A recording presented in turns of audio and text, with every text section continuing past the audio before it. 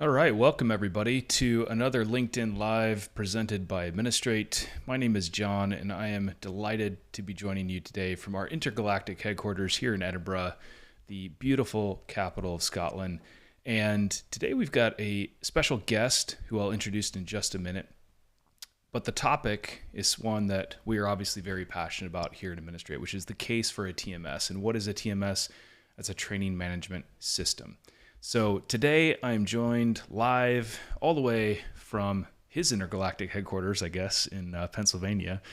John Lay, and is an analyst. He's been following the LMS space in particular for a long time, but it's not just LMSs, it's the broader learning technology landscape. And I've known him for, I don't know, at least 10 years now, and always been impressed by the quality of his writing and analysis and just his tabs on the market in general and all the things that are kind of moving and shaking within the industry. So before we get maybe totally into the topic, John, it would just be great if you could introduce yourself, explain a little bit about your background, maybe even before you're an analyst, and kind of what you do today and what drives you. All right. Well, thanks for having me. This is great. One of my favorite topics, training management systems, learning systems in general. I'm John Lay. I'm the founder and CEO of Talented Learning. We're now in our 11th year. My story started almost 30 years ago. I got a master's degree in instructional technology and started out by creating content, and I fell into LMSs. And I spent the next 14 years as an enterprise sales guy and then VP of marketing sales for two different major providers.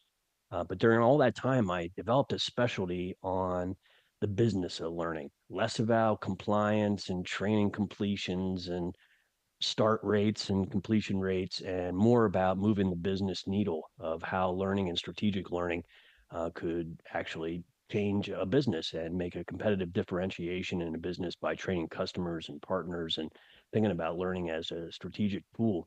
And during those 14 years, nobody was talking about that except customers, but none of the analysts in the industry were talking about that. It was all integrated performance and talent management. And so I thought, why not me? And so 11 years ago, I created Talented Learning. What we do in the industry is we are an independent, neutral voice that studies the different learning solutions, the use cases that are out there. We review almost a couple hundred learning systems every single year, and we compile all that data and we share it freely on talentedlearning.com to help buyers, to help practitioners, learning system practitioners, and to help sellers all get a view of the market. And the reason we do that is that the market's complex. There's over 1,000 different learning solutions in there. Some of them are training management systems, most of them aren't. And it's really confusing for buyers, sellers, and practitioners to try to make heads or tails of it. And that's what we try to do at Talented Learning. Yeah, and I think there's 2 points that I would add to your intro, John. And the first is, you always seemed like a nice guy and I enjoyed what you wrote. But more importantly, what we found was our customers really listened to you and pointed out and agreed with you that on the analysis that you put out there. And so it's kind of through Cool. that lens, our customers were constantly mentioning you and what you were talking about, what you were writing, and really trust was developed very quickly as you got started. And the second thing around that independence, I think despite me trying to get you to write everything that I wanted you to write about us and all this stuff, I think the only thing we ever convinced you to do was to the first year anoint us as the best learning product out of Scotland, which I think at the time was we were the only learning product out of Scotland and in your database. But yeah, so Funny. fantastic resource. I read almost everything that John writes, time permitting, and it's a real delight to have you on the show today. And it's also really good when everything works out of the bat, which our team tells us that is happening as well. Wow, So that's great. It was 2015, John, at ATD in Washington, D.C. That's when we met. that That's when we met. seems like a long time ago, but also not And that's that. when I awarded you the best learning system in Scotland as a result of that meeting. So he can be bought, but only very very slim Yeah. cases. So we've got a bunch of stuff that we thought we could talk through today, and who knows how long we'll go. And if you're listening, don't worry, because what we do is we take these live broadcasts, we lightly edit them and chop them up and put them on our website. And so, if you've got to run out for a meeting or, want another cup of coffee, don't worry. You'll be able to follow up on this after the live broadcast. But maybe we could start, before we dive into the topic of training management systems, really just quickly distill down why learning management systems and why they're great at what they do, and what is it? What is their use case? Because we're going to probably want to spend a decent amount of time contrasting what a TMS is from an LMS. And, there's always a little bit of overlap, but in general, what is an LMS great at, John? Mhm. Yeah, it's somewhat of a confusing topic, and it doesn't need to be. But the reason that it's confusing is that learning management systems and training management systems both have something to do with corporate training. Both have managed different aspects of training. Both have sometimes overlapping functionalities. Both have analytics. Both focus on integrations. And those type of overlaps make LMS providers, practitioners, and TMS providers kind of foggy on what's the difference between these two applications. But there's a huge difference, and we're not splitting hairs. And so, a learning management system, the best way to think about it is that's for the learner. So a learning management system is for the learner. It's where they access all the learning that they would need, either assigned to them or voluntarily based on their job, their role, their position, their location, anything. And that learning is tailored and adaptive, hopefully, and personalized to them. And so that learning management system then manages all the digital content to get to that learner. And that could be things like online courses or putting those online courses into a path or a training plan or a curriculum, or it could be like reading documents or visiting websites or downloading a PowerPoint or listening to an audio file or watching a video. All those digital assets are maintained inside a learning management system. And a learning management system is smart because what it does is it makes the connections between all of that content and the learners. And what that allows an organization to do is scale, create learning once and roll it out to lots and lots of people around the world and really drive down the cost of delivery. But more importantly, enable the skill development of employees, customers, partners, the extended enterprise at a more rapid level. But generally, not all the time, but generally, it's really focused towards the electronic content. Where some of the confusion comes, John and listeners, is during the pandemic, there was a rush for learning management systems to support virtual training and virtual live training. And so lots of learning management systems develop very thin capability to set up an event or a one-time class that seems like it's instructor-led capability, and it is, but it's really really thin because generally the 90% lifting is with electronic content in a learning management system. Right. And it's safe to say that 100% roughly of the organizations and folks that be listening in today probably have an LMS of some form already in place. In fact, many of our customers, if they're large companies, they will have maybe 2 or 3, 4, sometimes more than that, learning management systems, because we're pretty much at full penetration in market terms of that tool set. Yeah, that's right. An LMS doesn't necessarily have to come first, but it usually does inside an organization. That's typically the lower hanging fruit. And then a TMS, as we'll talk about today, is really for a subsection of organizations that have very specific need that we'll talk around live instructor led training and all the complexity and hairiness that goes with that. And if you have that, you'll recognize yourself as we continue to describe that situation. Right. And 10 years ago, that was kind of, we were Administrate was when we first met, we're at the beginning stages of trying to solve this gap that we believed existed. And it wasn't just that we were smart or super attuned to the market or anything like that. It was the software that became Administrate had actually become but been born within a training company, and a training company that specialized in synchronous live classroom training. Sometimes it was virtual, but often it was in a classroom. And they couldn't find software that they needed to help manage all of that complexity.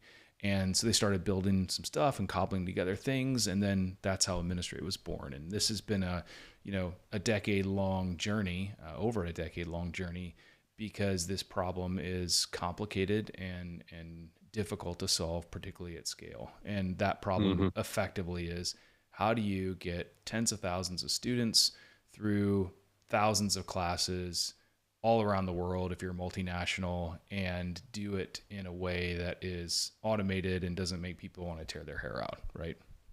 Hmm. Well, if you could have picked a more glamorous profession, John, I wouldn't know what it is.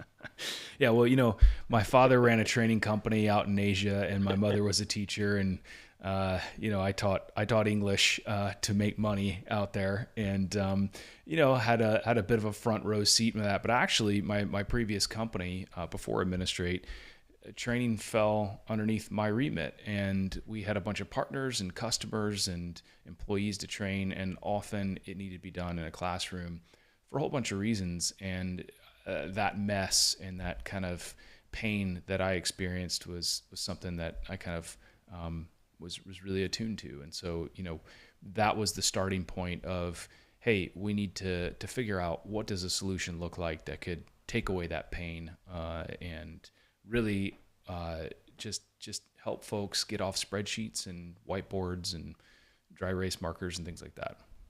And it turns out that pain is all unrealized ROI. And that's where this conversation always comes back to with John and I, is that by automating, by solving this, you can unlock huge reserves of ROI inside your training organization that a lot of training organizations don't realize. They're just burning that ROI without ever realizing it. And so that's why I'm always excited about learning operations, training management systems in general, because every other aspect of a business, every aspect, every function has been 100% automated by 2024. But for some reason, the complexities of training have remained outside that realm, and it's due. It's time, because there's no sense burning ROI or not realizing it, because it's not just the money, it's the nimbleness of your organization, your ability to go to market, your strategic competitiveness are all part of that same ROI factor that we're going to continue to talk about today. Yeah, so one of the questions I always get is, why does this matter, right? And we sometimes get it from investors, we sometimes get it from skeptical prospects who are trying to help our champion, convince their boss or the CFO or whatever. And there's a couple of points that we tend to make, which is, the first is, there's more classroom training out there than people realize. And depending on the publication and the survey and the date and whatever, anywhere between 60 to 80% of training in corporate America is done in some form of classroom. Now, that doesn't necessarily need to be a physical classroom, and it doesn't need to be all of the training is done in a classroom. You can chop it up and mix in e-learning and labs and so forth like that. But it's a huge amount of training, and if you think about, there's entire industries around stuff like oil and gas or transport or manufacturing. You need to be trained in a hands-on environment that is, the difference between maybe life or death, unfortunately, and safety is really important, or just making sure that you know how to spray paint the thing in the right way. So there's a lot of training being done in the classroom, and of that training, most importantly, is a lot of the high value training is still done in a classroom today. And we see this over and over again, which is, if you really want to make sure somebody knows how to do their job, or you want to make sure that they're highly competent in whatever it is that you want to do, you might start with e-learning and make sure that they go through that. But you're going to want hands-on training that is being looked at or supervised by an instructor in a classroom environment, and probably want the advantage of being able to bounce progress and ideas off peers and so forth. So Mhm. I mentioned earlier, John, that LMS is, because of the pandemic, started tiptoeing or rushing, I guess, into, supporting the thinner scenarios of instructor-led management, instructor-led training in generally from a virtual basis. Take us from what that is, to what a TMS solves. Like, how is that thin not sufficient? Like, what does complex look like? What's the other side of the equation look like? yeah, so it's a great point, because during the pandemic, actually, a lot of people came up to us and said, "Man, you guys must be rocking and rolling here, because all of a sudden, all this classroom training needs to go online." And it was kind of like, well, sort of, right? Because the reality was a lot of people just went to Band-Aids very quickly, right? And I'm not being Mhm. pejorative. It's just, it was the reality. We were all Band-Aiding all kinds of things, all over the place. Sure. And so I think the main difference is that we've all, set up a meeting with colleagues, or we've all said, hey, let's jump into this Zoom room and figure out how to do this together. Or I'll show you how to do an aspect of your job. And that kind of ad hoc nature, or even if it's scheduled next week, that's fine. Um, the reason why this is thin, and I like the use of that term a lot, is that the weird thing about classroom training when you're talking to folks who are used to an e-learning context is that e-learning is kind of, you spend all this time and you design out this great content and SCORM and documents and whatever, and you bundle it up and you put it out there, and then once you do that, you're effectively more or less done.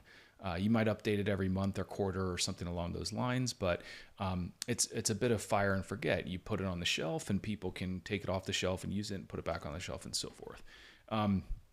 Where classroom training is different is because of the very nature of, you need to get different people together in probably different places at different times for different reasons, that are then either monitored or instructed by, again, a different group of people. That is kind of like planning your extended family's vacation every week, right? Over and over again, which is, you need to be able to slot in all these different groups of people and places and things into a framework that just doesn't exist with this thin kind of ability of, yes, I can smash out a Zoom invite and make sure that everybody knows it's 3 p.m. next week, but all of the other things and corralling all the people and making sure that we're all there and so forth is a very, very difficult and time consuming task. And if you can just imagine, forget even your extended family, because at least there you probably know who your extended family is. In a training context, that might involve going out to various managers and saying who is ready to take this training, or checking calendar after calendar after calendar for both students and instructors, and even meeting rooms. And already I'm getting fatigued just going through, and actually all of the various things that need to be done, just spelling them out verbally like this takes 4 or 5 minutes, right? But that multiply that, and it can be a multi-hour long dance to get all this stuff lined up and ready to go. And that's just one class. And then once you have taught that class, or that class is finished, you got to do it all over again for the very next class, even if it's the same topic. And so that is where the real pain and complexity comes into play. And that's the problem that a TMS uniquely is designed to solve. Mm-hmm. Well, let me pile on. So what if that class then isn't in one class, but it's actually comprised of 14 different sessions over a 6 month period? Some of the locations live, some of them virtual.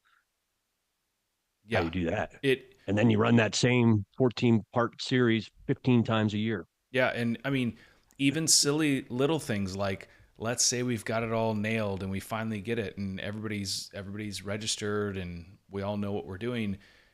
Things like, whoops, there one of those sessions fell on Thanksgiving Day. That can happen, and it's something you don't think about necessarily as you're going through and adjusting this. Or, there's some national holiday in some market that you're not intimately familiar with because you're in the United States and you're assisting somebody out in the Far East.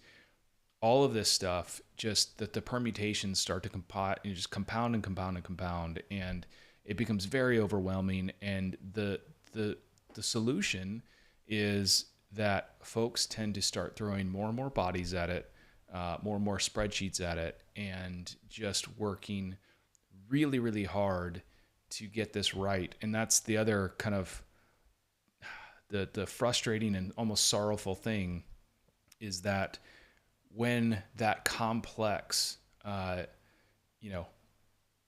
or that complex system doesn't go right, people are really annoyed because they're showing up at the wrong place, or they're getting the wrong meal, or the instructor has been assigned to teach something they have no idea what it is. And so these types of human interactions can become very frustrating, almost like dealing with maybe an agent at the airport when your flight's been canceled. That's the type of feeling and emotion that gets evoked when this stuff doesn't go right. And you've got training coordinators and schedulers that are in the firing lines from all sides, and it's not comfortable. Hmm. Hmm. So paint us the other side of the picture, John. What are what's the hairiest scenario that you've ever encountered in terms of instructor led training? Like what's it look like when you've really got a problem?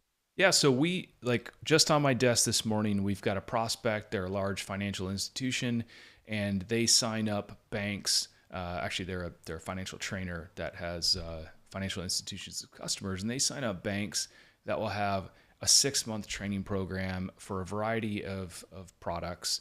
And there's a few hundred people that need to go through this, and it's something like it's multiple dozens of e-learning pieces of content. It's classrooms interspersed here and there, and that's a complicated scenario, right? But that's more or less, I would say, straightforward, right? Which is we know the pattern, we know who needs to do what by when, and we can feed all that into TMS, and then it becomes a template which we can repeat over and over again.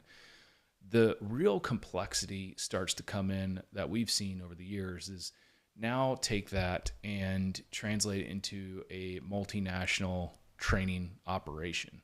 A company that might be Fortune 100, Fortune 50. We've got a customer that's Fortune 20, and they are trying to train 60 to 70,000 people every year on basics like compliance and so forth, but also on things like how to do your job, how to sell these products that they have, and they've got hundreds of them, how to ingest and understand new products because they're acquiring companies about every week. And so you take all of these different training activities that need to happen, many of them in a classroom, and then you think about, well, the training team alone is over 400 people just to deal with the kind of management of all this. And you try to lay out a schedule over the next 3 to 6 to 9 to 12 months. And that's where it just becomes mind melting. And so that's where the complexity really starts to pile up, because now you've got all the permutations inherent in one specific course. And then you multiply that out all across the calendar, all across the globe. And so that scheduling piece is something that we're just beginning to solve for customers, and we're really excited about some of the stuff we've had that's come out on that front. But it gets to these kind of four pillars, which are a TMS really should help plan, should help folks schedule, actually concrete a plan into a schedule that can be trusted and understood, help resolve issues when they come up, and communicate as well. And so those are kind of the four things that we think about. And actually, it looks like we're getting some questions in from folks that are tuning in live. So if I might segue for just a second, we've got a great question from Kristen, which is, does the TMS integrate with an LMS, and should it? So maybe I'll kick that one to you, John, and that's right in your wheelhouse. For sure. And TMS integrates with everything. That's the whole point. Scheduling systems, HRIS, CRMs, LMS, everything needs to be sharing data back and forth seamlessly in a true ecosystem for the business of learning. That's right. And a lot of those systems might be unusual when you think about a learning product integrating with stuff. But if you think about it, we've talked a lot about calendars and making sure that folks don't have to scroll through 30 different Outlook calendars. Just syncing a calendar with the TMS is such a crucial feature that saves hundreds of hours of time, very, very quickly.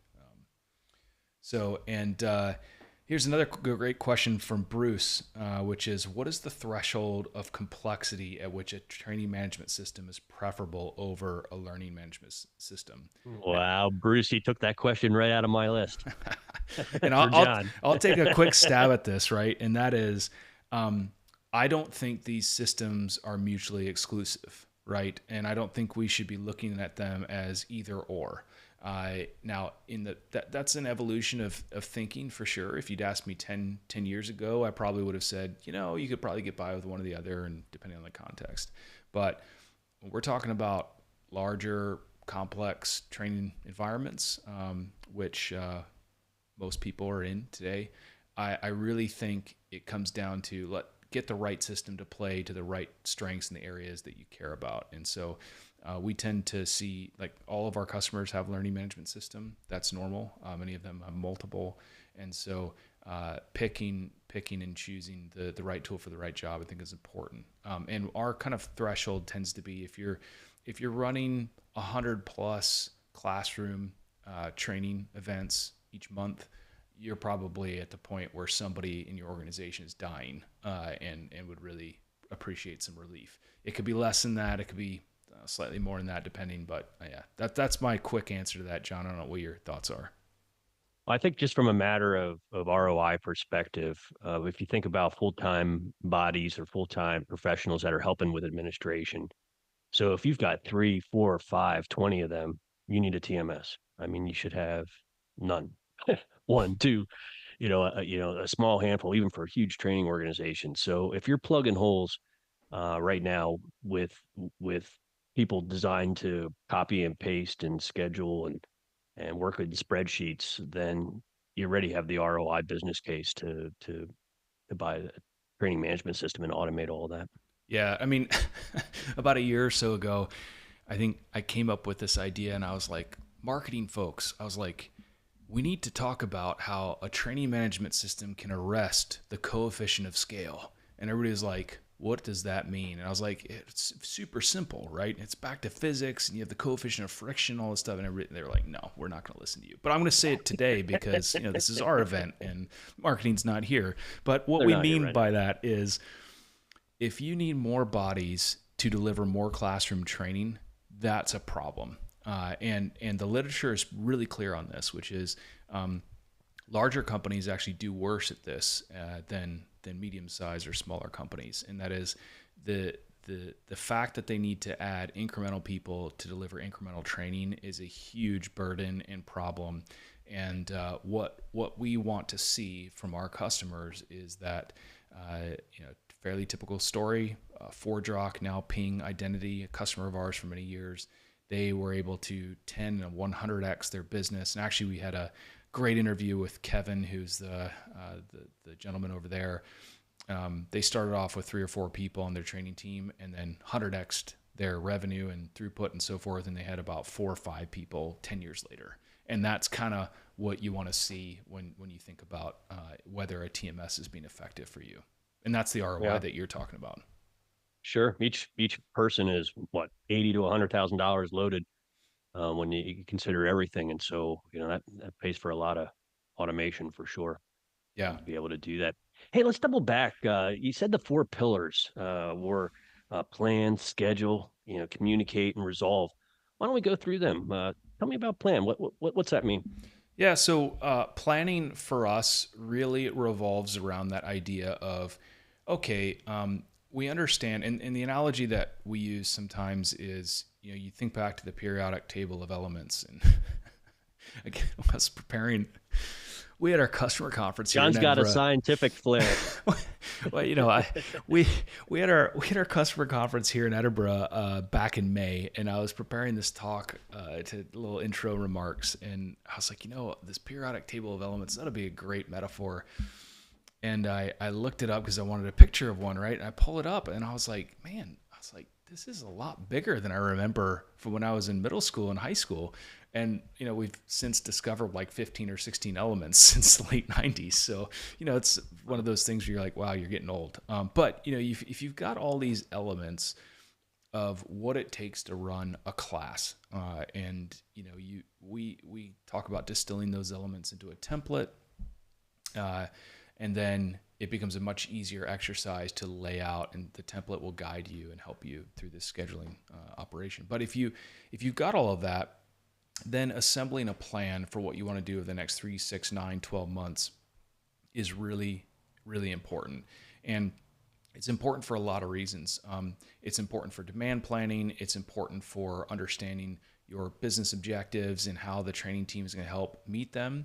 It's important to make sure that you've got the right resources available and that you don't have any constraints that are maybe slowing you down.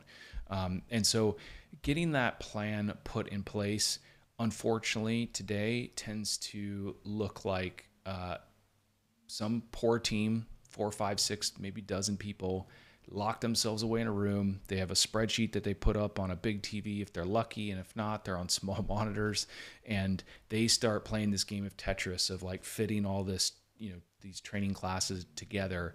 And often they'll just start from last year or last quarter or last 6 months, and they'll just copy and paste what they did before, and they'll use that as a starting point. And again, like, we're not being pejorative, and we're not saying that this is stupid or anything. It's what people have, right? It's what I would do if I didn't have any other alternative.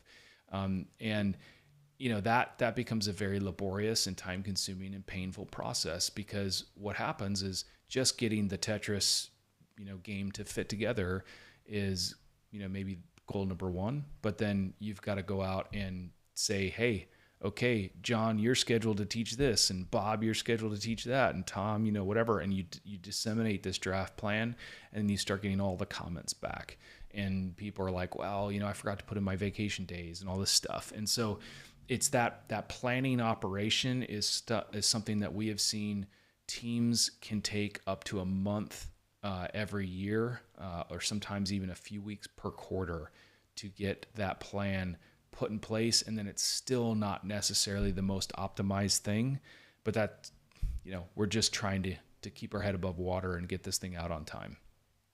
So how's a TMS plan it then?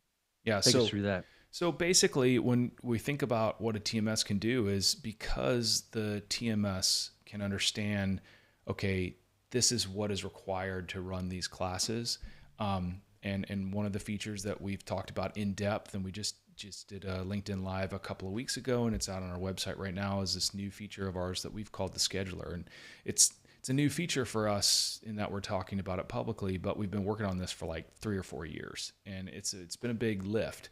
But what it effectively does is you can say, look, I want to run these 400 or 500 classes, and I have these resources that are in play for this particular plan, and then it runs a several thousand solutions per second, including some AI, to fit the Tetris pieces all in a way that makes sense and also is optimized to a degree, trying to make sure that, let's say, all the instructor load is fair, for example.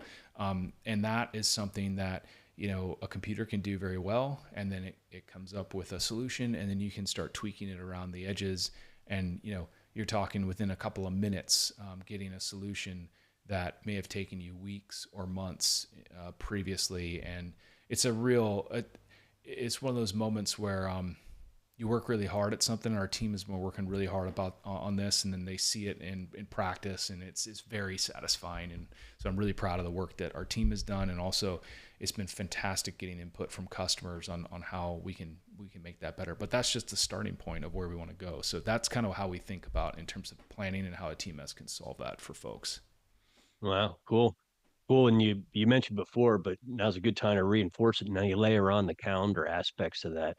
So not having to ask 500 instructors what their vacation schedule is, not having to, look in different places, different spreadsheets on what rooms, what buildings, what flight simulators, what tractors, Yes. need to be in the classroom, having all those things just automatically scheduled, and, having AI think about that without having to check all those different places and recheck them. And, even in my daily life right now, if I'm trying to schedule back and forth from the email that says these times are open, and then I go back to my calendar and I'm looking to, even doing that is complex, with just a handful of people. And so just automating all of that, and saving, all those months. And if you put those 20 people in a room, John, and those 20 people are smart, they're professionals, they've got they're earning great salaries and doing all that.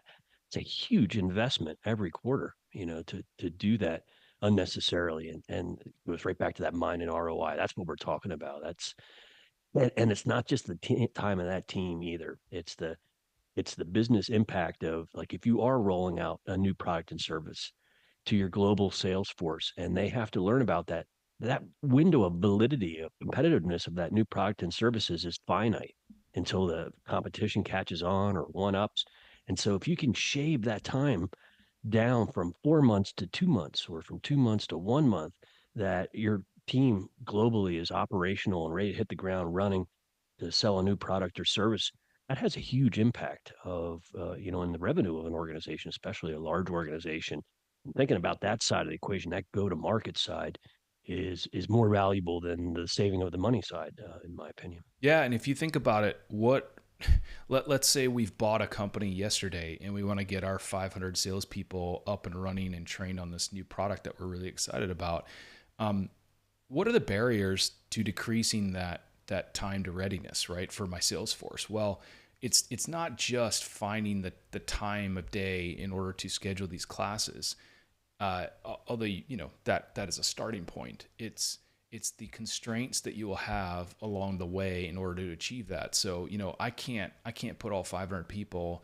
I can't all train them tomorrow because I don't probably have 100 classrooms, and I probably don't have 200 instructors that can assist with that, and I don't have the 50 lab rooms that I need in order to set up the environments to train them on. And so that's another cool thing, is that when you've got a planning canvas that shows you here's what it looks like and what this plan, and then if you say, well, I want to decrease that time to effectiveness, it'll start really bubbling up. Here's the rough points, the resources that I'm missing, or the reasons why I can't do that, and then that lets me make a business decision, right? I can either go out and recruit more instructors, or get some temporary classrooms, or rent a hotel over there, and all of that stuff becomes in play, whereas before it'd be very difficult to visualize that.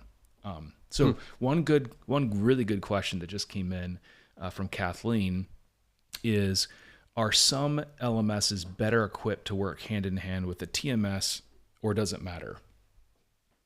Yeah, for sure.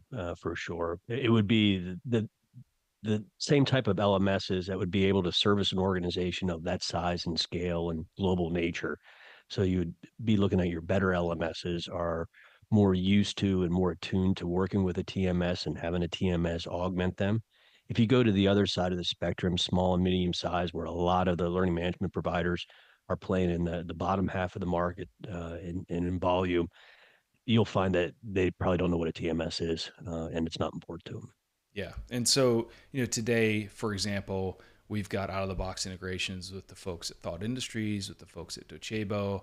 But really, these LMS integrations, even if it's not out of the box, they're all pretty standard in terms of the data that's being shifted back and forth. And so it's usually a fairly straightforward process. And we've managed to make it work no matter what. Kind of the Jurassic Park philosophy of life finds a way. Administrate will find a way to integrate with your LMS. That's kind of one of the things that we talk about To with get it done. prospects. Yeah. Get it done. One of the things that is one of your pillars, but we haven't talked about it yet today, John. It is so now you go to these complex scenarios we're talking about. Tell us about the communication challenges. Yeah. So communication. Uh, I used to know a guy that would say, communication permits progress, right? And I think that's pretty true with training as well. Communication is super important within a TMS environment, within a classroom context, because as we mentioned before, it's not just me deciding when and where to log in. I'm on the bus, or I'm at, my place at night, or my desk in the morning to log into my learning management system and the content that's there waiting for me. I need to know where to go, when, and so forth. And I need very clear instructions on how to get there. And it can be even simple things like I know I need to fly over to this city or take the train or whatever. But when I get there, where am I staying, and where do I park, and how do I, am I going to be fed that day, and all these things. And this stuff's really important, not only to make sure that things go well and the training is well received, but it actually, the administrative kind of surroundings of the training. Studies have shown that actually that is one of the biggest contributors to the perception of quality that students have when they're taking a class. Yes, they'll love the teacher and they'll love the content, but if they get the wrong meal or they don't know where they were supposed to go, that's a huge negative for a student. So when we talk about communication, we think in terms of emails, SMSs or text messages that go out, and even things like calendar invites and so forth, and all the documents that need to be shared and so forth. Sometimes we have customers that are doing things like they need to make sure that folks have visa letters in order to enter a country to take a training and so forth. And our philosophy, and I think this is what we strongly advocate for, is that communications should be very personalized, highly automated, and it should be very obvious if there's a problem with that communication. And so that's where you'll see within a TMS is you'll hopefully be able to template a whole bunch of stuff, make it very personalized, make sure that it's automated, so you should not have to think about what emails do I need to send this week or anything like that. And instead, the TMS should just be guiding you into, hey, you sent out 42,000 emails this month, but this week you had 3 or 4 that bounced, or there was some sort of problem delivering that email. And again, if you make a change or a schedule adjustment, which will happen often, despite the best laid plans, you want to know that calendar update is going out and they're getting a new iCal attachment and so forth, and it's just all very clear. Where in the past, when this is, we never have bugs today, but in the past when we had a bug or two, and people might show up at the wrong place at the wrong time, that's not a good thing to happen. And so there's real people and real things that need to be lined up, and that's what the TMS is designed to help you do. Listeners, you might be thinking, well, geez, I've got the same kind of stuff in the LMS. And this is one of the areas where there's a crossover. But think about it like this. An LMS has standard automated messages that you can turn on or off, like you've been registered, or you registered, or you completed it, or you haven't completed it, or these different triggers cause an email to be sent. And it's kind of cross courses or cross content. Where a TMS really gets special, in my opinion, is you can set it up for the event. So if we go back to my example of a 14, session class over a 6-month period, you could set up all the communications all the way in between all of those, all the just offset by a day. 5 days after this thing ends, send this email, and just set that whole path up. That path might be 100 different communications over 6 months, and have it all templated out so that it's all pulling from the fields and it's all personalized, and it looks like it's super personalized to the end learner. And then when you schedule that class for January and for the 6 months out, and then for February, the 6 months out, all those emails are already there. You never forget one of them. They're all part of that process.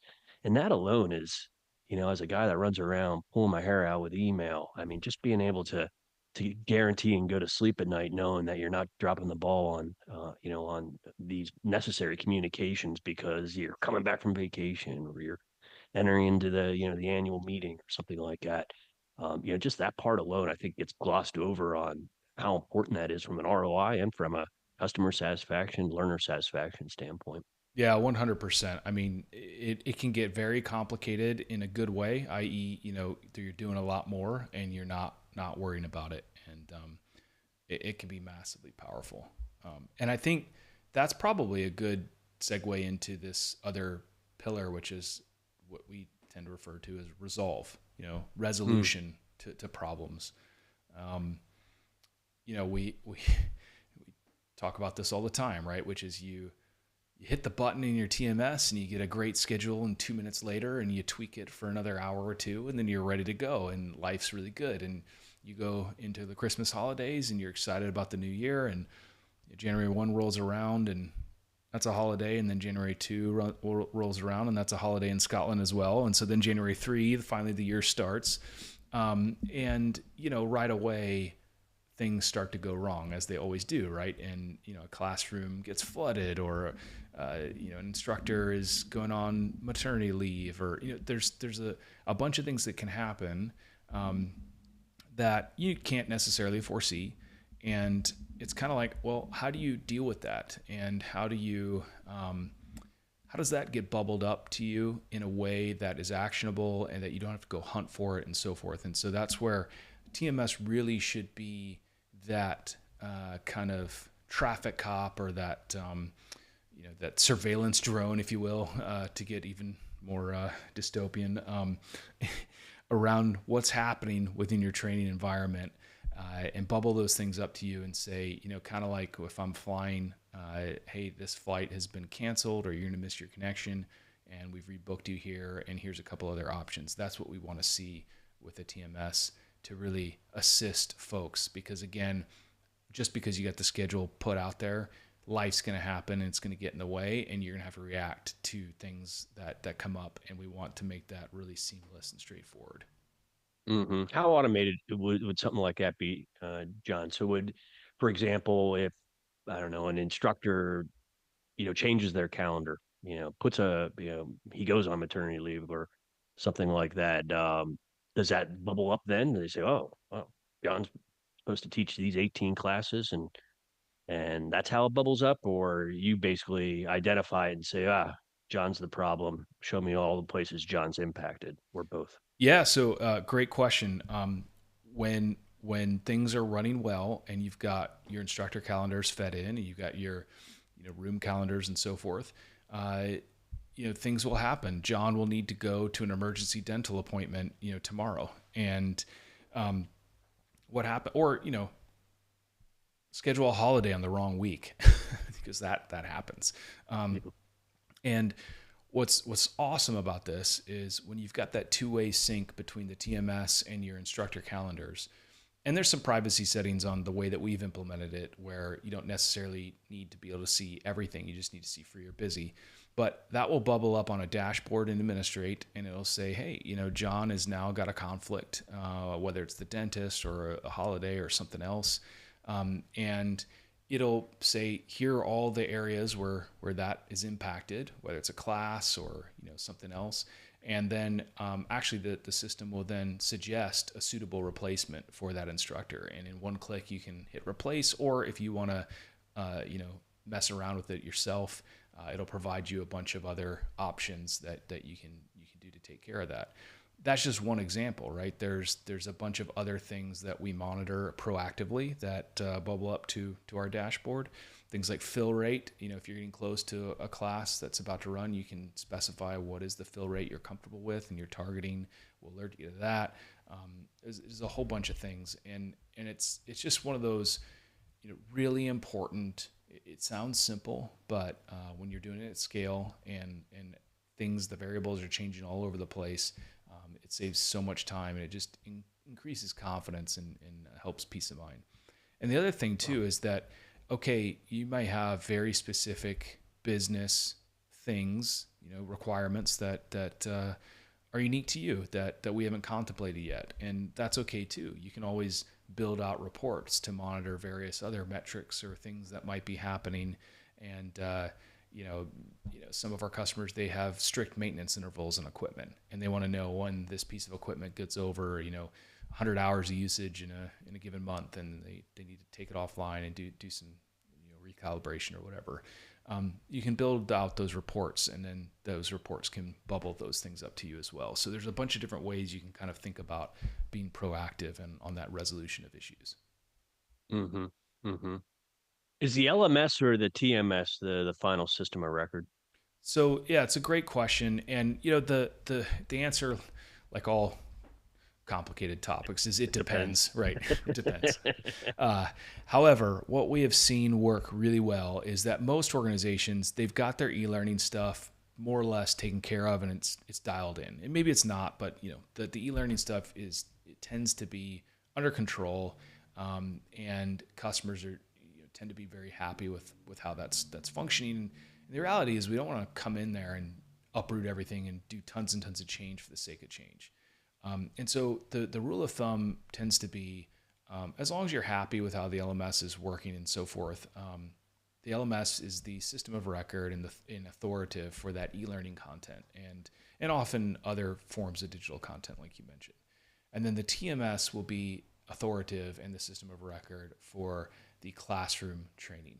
Now, the complexity and some of the decision making comes into if there's blended events, which almost all of our customers are running. And, again, it's kind of one of those things where if there is a classroom component, most LMSs just simply can't deal with the kind of day-to-day operational aspect of a classroom training operation. But they will all happily accept, hey, this class is happening at this date and time, this location. And so that's where the TMS can drive an LMS. And even, many of our customers, their students don't have any idea that Administrate even exists. They've never logged into it. They've never heard of it. They don't know what it is. It's just the back office engine that's keeping the classroom stuff going. And the LMS is how that student interacts with the TMS. Yeah, you would hope they would never know about you, Yeah. uh, uh, for sure. All right. Well, that's great. I know what I wanted to ask you. So, just for listeners, we talked about the core use cases. So, large scale training companies, global Fortune 20, Fortune 50, type organizations. Who else has a TMS problem? I'd say any organization whose primary business is going to be some sort of classroom training, deliverable. So a training company, if you will. Now, a lot of these training companies, they won't necessarily be hundreds of millions of dollars of revenue, but they could still be running lots and lots of classes, a lot of complexity. They might be doing a hybrid model, which most are, where they've got public classes that anybody can register onto, and they've got private training that they do for high value key clients. Those organizations are usually dying for all the reasons that we talked about with a large multinational, but they just won't necessarily have the revenue scale, and that's okay. And any time, and you even find like training operations that are for profit within a larger organization. Mm-hmm. So, we've seen customers where the main business is some sort of conference business, but they have a training arm that's for profit. So that can also be of interest to them. And then the last category, and you see this a little bit less, is around universities with a kind of continuing professional education or adult learning, or some sort of non-degreed for-profit arm. They will often need a TMS. Now, we've seen more and more, those customers tend to try to make things work with Blackboard, and it can be political and difficult and whatever. So, but yeah, those are kind of the three pieces: training companies, a non-degreed for-profit arm of some sort of higher education, thing, and then a large multinational. Awesome. Awesome. Any more attendee questions? No, but I thought it would be good just to touch on the ROI real quick, and we can bring this plane into to land. So, ROI can be a bit of a abstract thing, and I think for years, even for us in our sales conversations, we would talk about time savings, and that's a lot of what we've talked about today. And all of that is valid, but when you get to the point where you're going to take these hundreds or thousands or tens of thousands of hours of time saved and make the business case to your CFO or your whoever within the organization that needs to approve something, often the answer could be, well, we've already hired the folks and I can't spend time, right? And so the CFO, which, sometimes can be the CFO, comes back with, well, I can't spend this time savings, right? So yeah, it's an ROI, but we've already sunk this cost and these people are here, and why does this matter?